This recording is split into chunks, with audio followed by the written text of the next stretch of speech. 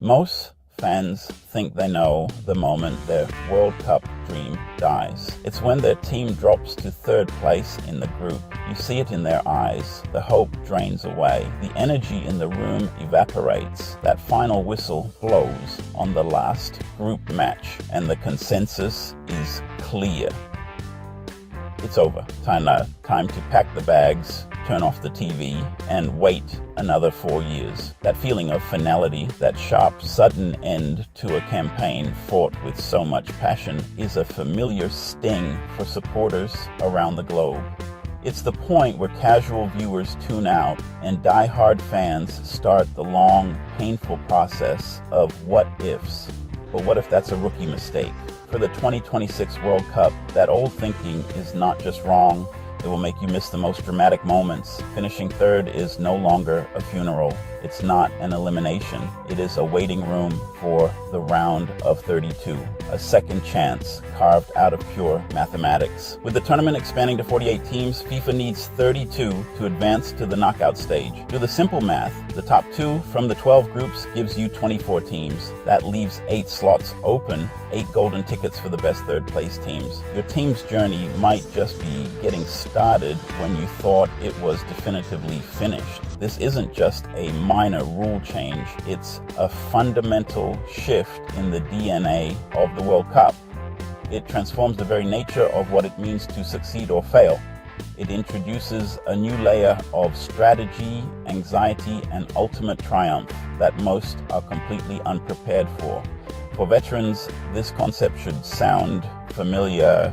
It's the art of surviving by the thinnest of margins. It's about understanding that a tactical retreat is not a surrender. It's about knowing that even when you're down, you're never truly out until the final calculations are made. This is where the real war of attrition begins, long after the 90 minutes are up. By the end of this video, you won't just understand this wildcard math. You'll have a clear, practical guide to track your team's survival play by play.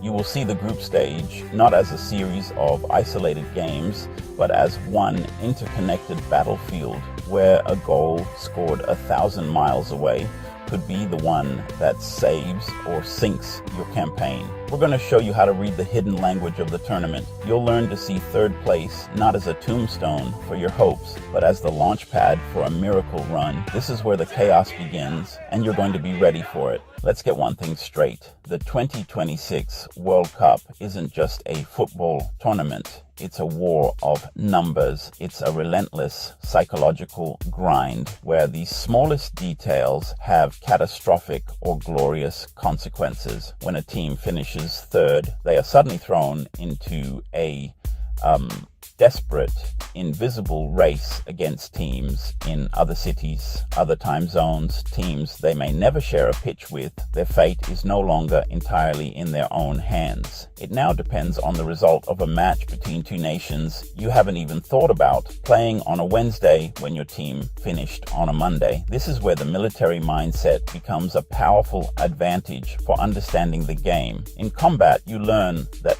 victory is rarely about one single heroic charge. It's about managing resources, understanding the terrain, and exploiting fractional advantages. It's about knowing that a single misplaced piece of equipment or a moment of lapsed discipline can cascade into mission failure.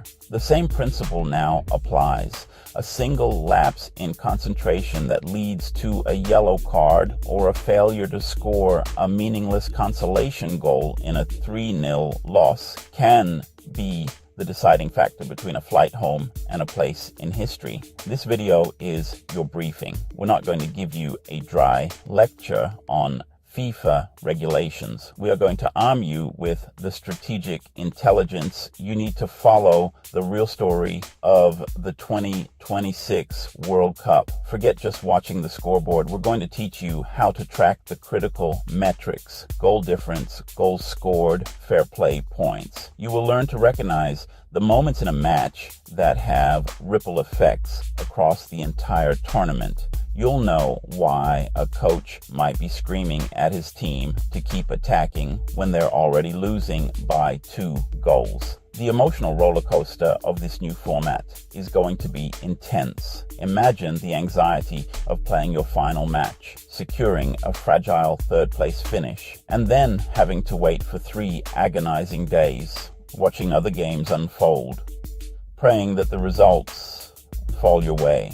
It's a test of nerve for players, coaches, and especially the fans.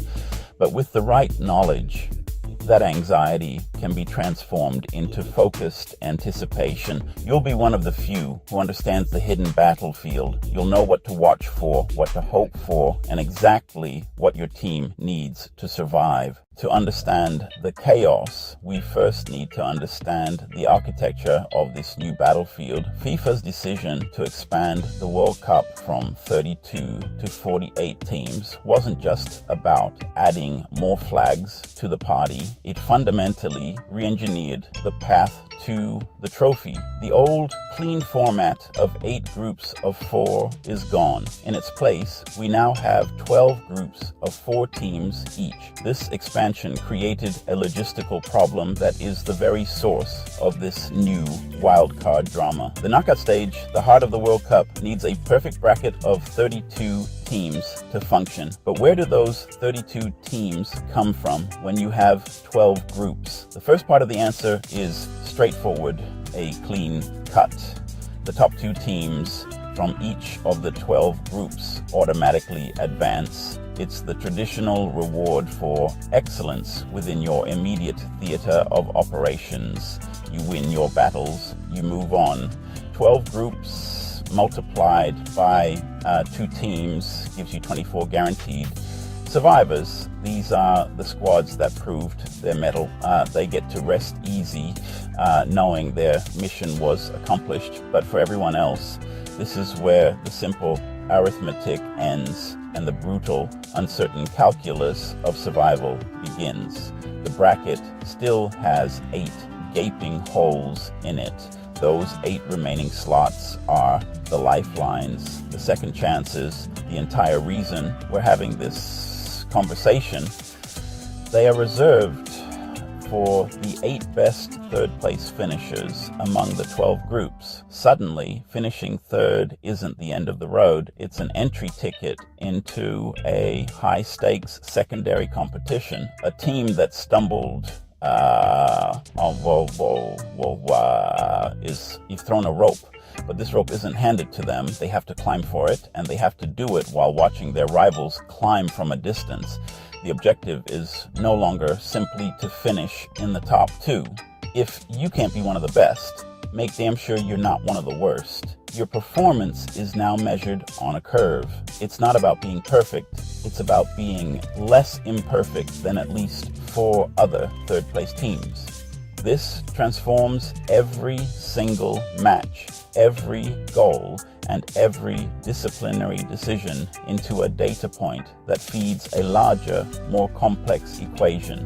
The game has changed from a series of sprints into a single, grueling marathon of attrition. The most disorienting part of this new format is that your team's biggest rivals might be ghosts. They are teams you never see, playing in stadiums you'll never visit, on days when your own team is resting. This is the concept of the global third place table. It's an overarching league table that ranks all 12 third place finishers against one another. You are no longer just fighting the opponents in your group. You are no longer fighting on a single front. You are engaged in a multi-front war across time and space. This phantom battlefield operates on a clear, cold hierarchy of metrics. The first and most important currency is points. But once points are equal, the real fight begins. The next tiebreaker is goal difference. This is the survival line. It measures your ability to win. It measures your ability to lose well. A team that loses 1-0 is far more valuable than a team that gets blown out 4-0. Every goal conceded is a liability you carry into this global ranking. After goal difference comes total goals scored. This tiebreaker rewards ambition. A wild 3-3 draw puts you ahead of a sterile 0-0 draw. It encourages teams to keep pushing forward. It adds another layer of tactical complexity for coaches. Do you protect your goal difference, or do you gamble and push for more goals scored? These are the decisions that will define campaigns. This is why we call it a phantom battlefield. The actions of one team have direct, tangible consequences on the fate of another team hundreds of miles away. A late equalizer by Senegal against England in Group C could be the goal that eliminates South Korea from Group H.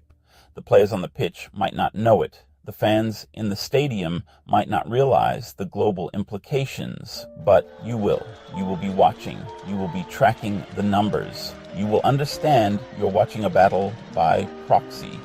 The most important blows landed by unseen combatants. Let's make this concrete. Abstract numbers are one thing. Seeing how they crush or elevate a nation's dream is another. Imagine two teams, both finishing third in their respective groups. Let's call them Team A and Team B. Team A, 1 win, 2 losses, 3 points, GD 1, GF 1.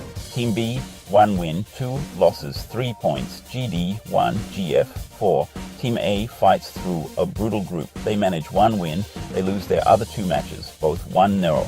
Final, 3 points, GD 1, scored 1, conceded 2. Now consider Team B, easier group. A stunning 4-0 opening win. Then disaster. They lose the second match, 2-0. Final match, needing a draw, they collapse and lose 3-0. Final, 3 points, scored 4, conceded 5, GD 1. On paper, both teams look identical. So who advances? Next tiebreaker, goals scored, the arbiter of destiny. Team A, 1 goal, vulnerable. Team B, 4 goals, advantage. Official ranking puts Team B ahead of Team A. That 4-0 win in the fine print becomes decisive. Team A's narrow losses aren't enough. One campaign saved, one that started with a bang ends quietly. The new format is brutal. It's about how you win and how you lose. A single blowout can be insurance. Narrow losses can leave you exposed. Teams play 2 games, pitch and spreadsheet. Viewers must track score and tiebreakers. When your team lands in that perilous third-place spot, their fate is no longer decided by passion or momentum. It's decided by a cold, unforgiving checklist. This is the official FIFA tiebreaker hierarchy. The first 3 are the ones we've touched on, the big guns of the tiebreaker war. First, and most obviously, is total points. A team with 4 points will always beat a team with 3. This is the primary objective. If points are equal, the battlefield shifts to goal difference. A team that wins 1-0 and loses 1-0 is in a much stronger position than a team that wins 5-0 but then loses 6-0. This is why coaches will rage.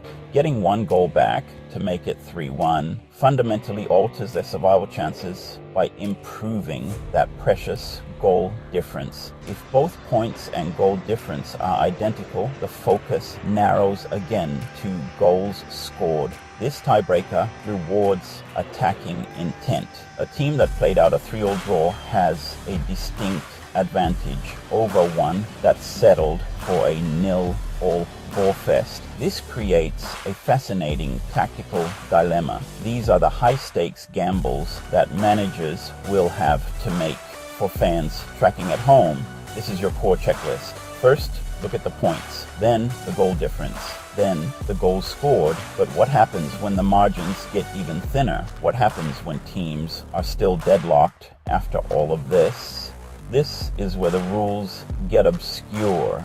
Here is where the math gets brutal. Fair play points. If teams are still tied, FIFA turns to a tiebreaker that most casual fans have never even heard of, the fair play table. This is the silent killer of World Cup campaigns. The system is a simple but ruthless deduction of points. A single yellow card costs your team 1 point.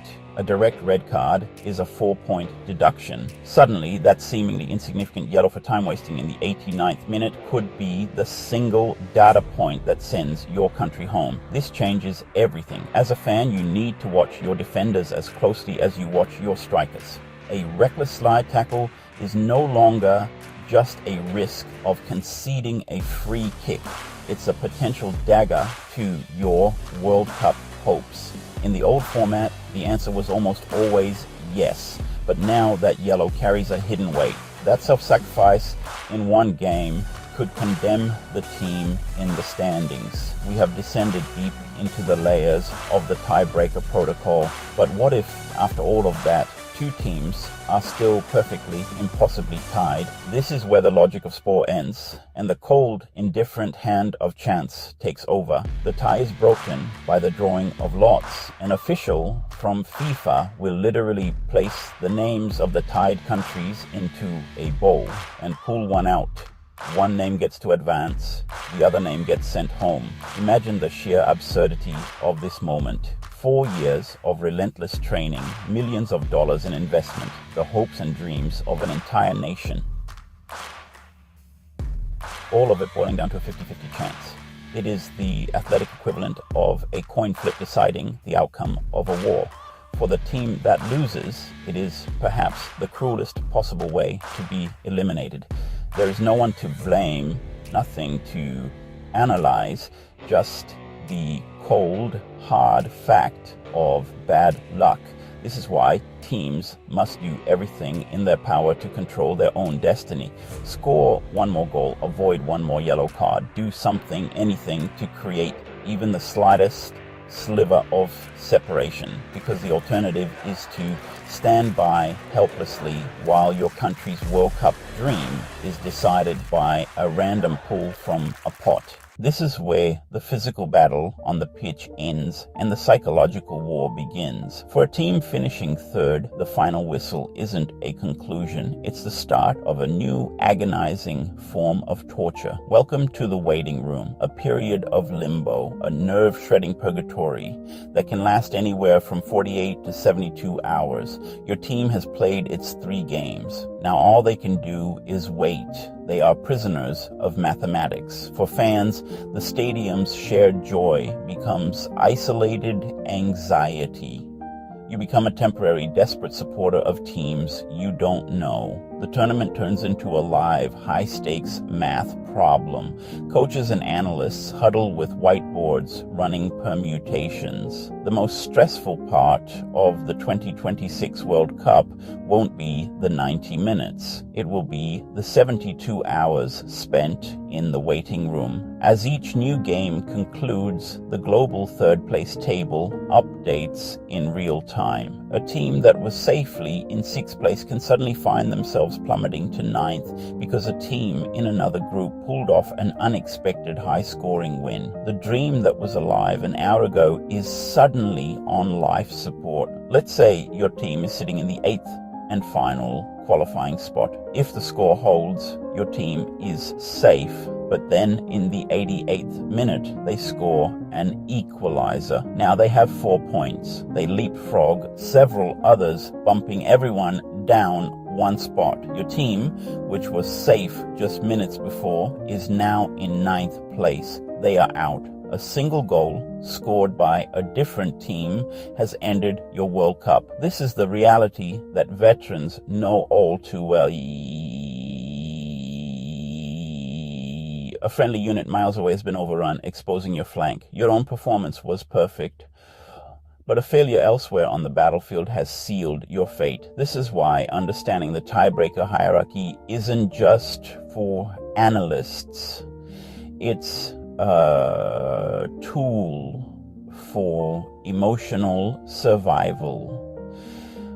It turns the chaotic noise of multiple games into a clear signal. The new wildcard math forces a radical shift in strategy. It's the art of the good loss. A team that knows it is outmatched must change its objective from how do we win to how do we lose well. Every goal they prevent is a victory in the larger war of attrition. A smart coach might do the opposite. Bring on an extra defender, shore up the midfield, focus entirely on preventing a third goal. To the casual viewer, this will look like surrender. I remember a veteran coach who used to drill this into us constantly. Don't let a bad situation become a catastrophe. If you lose a piece of equipment, your job is to secure the rest of your gear. A 2-0 loss is a setback. A 4-0 loss is a catastrophe. A 2-1 loss is infinitely better than a 2-0 loss. It improves your goal difference and adds to your goals scored tally. So we have journeyed through the chaos, a single, interconnected war of attrition. We started with the common belief that third place is a death sentence, but we've moved from that place of vulnerability to a position of strength. It is the beginning of a different cerebral battle fought on spreadsheets. We've broken down the hierarchy of hope and the unforgiving checklist that will decide fates, points, goal difference, goals for, and when all that is equal, fair play points. This is the mindset to understand the story of 2026. You are no longer a passive fan. You are an informed observer, an intelligence asset for your own cause. You understand the art of the good loss and the strategic value of a coward's draw. They are not just playing to win, they are playing to endure. In the end, this complex, sometimes cruel system is about one thing, the miracle of a second chance. It's a lifeline extended to the teams that weren't perfect but were resilient. It rewards the nations that stumbled but did not collapse. True fans, the ones who see the deeper game, understand this math. Casual fans just watch the scoreboard. You are now prepared for the most chaotic, strategically dense World Cup in history. The team that emerges from this gauntlet will have proven they have the tactical acumen and mental fortitude to compete with anyone. They will have earned their second chance and they will be more dangerous for it. If this breakdown helped you understand how your team can survive the group stage, subscribe to help us feed veterans. Every new subscription supports our mission to provide meals to those who served. And now I want to hear from you. Which underdog team do you think will use this third place rule to make a shocking run to the semifinals? Let me know your pick in the comments below. Upgrade your 2026 FIFA